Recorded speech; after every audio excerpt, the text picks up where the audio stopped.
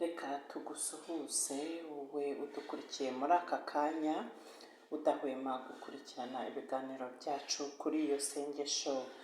Ikindi reka dushimire buri muntu wese wabashije gukora subscribe kuri iyi channel. Niba ari ubwa mbere ubonye ikiganiro cyacu ukaba wifuza guhora ugerwaho n'ibindi biganiro byacu, turagushishikariza ko nawe wakora subscribe kuri iyi channel. Ni ibintu byoroshye cyane. Niba uri kubona amagambo atukura munsi y'iyi videwo, turagushishikariza ko wayakandaho, uraba wabigezeho. Uyu munsi rero tugiye kuganira kuki?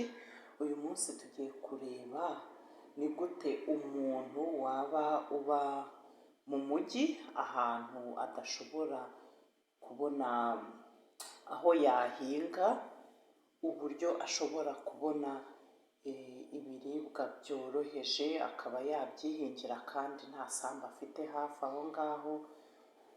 Ni gute yabigeraho? Navuga nk'imboga ni ikintu dukenera cyane kandi gifite intungamubiri nyinshi cyane.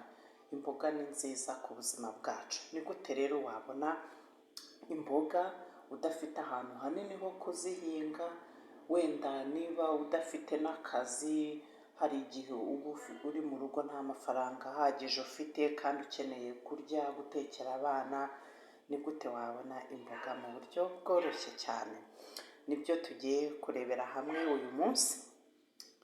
Tugiye kureba udukoresho tumwe na tumwe two mu rugo ushobora gukoresha ukaba wakwihingira imboga bidasabye yuko uhinga ahantu hanini.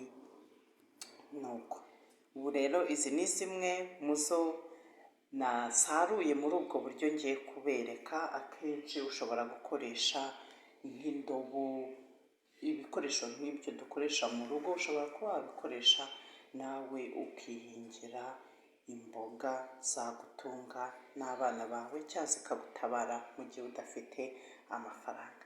Bana nanjye rero ngiye gutambagiza kamera gatoya mu busitani bwanjye aho mpingira izo mboga, hanyuma mbereke. Bana natwe.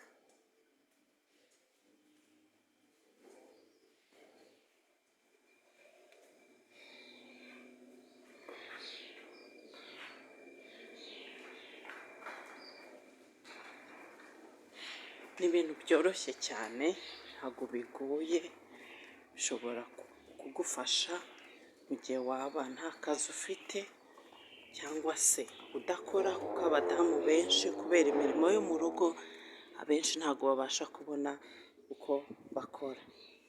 Niba bigaragara neza, izi ni zimwe mu ndobo nkoresha zirimo itaka. Ushyiramo itaka, mwabibonye. Izi ni izirimo kumera.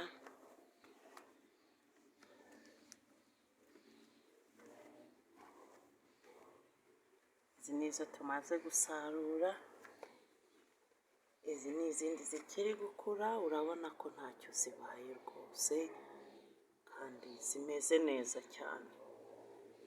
Noneho hakurikiyeho urabona indi ndobo. Izi ni seleri zirimo ziramera. Izi ni izindi seleri. Urabona ko ahantu ziri ntabwo rwose bisaba ngo ube ufite umurima hafi. Uramutse utuye mu mujyi ahantu utabona aho uhinga, ushobora kwifatira indobo zawe mu mubare ushaka ukurikije n'ibyo ushaka guhinga uko bingana. Noneho nawe ukaba wakwihingira imboga zizagutabara igihe nta mafaranga ufite yo guhaha.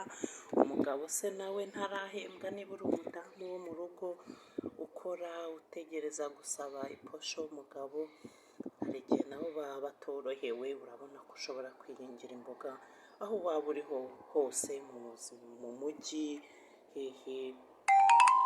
Urabona rwose ko ntacyo bitwaye kandi byagutabara. Imboga ni nziza cyane, ushobora guhingamo ibintu bitandukanye muri ubu buryo.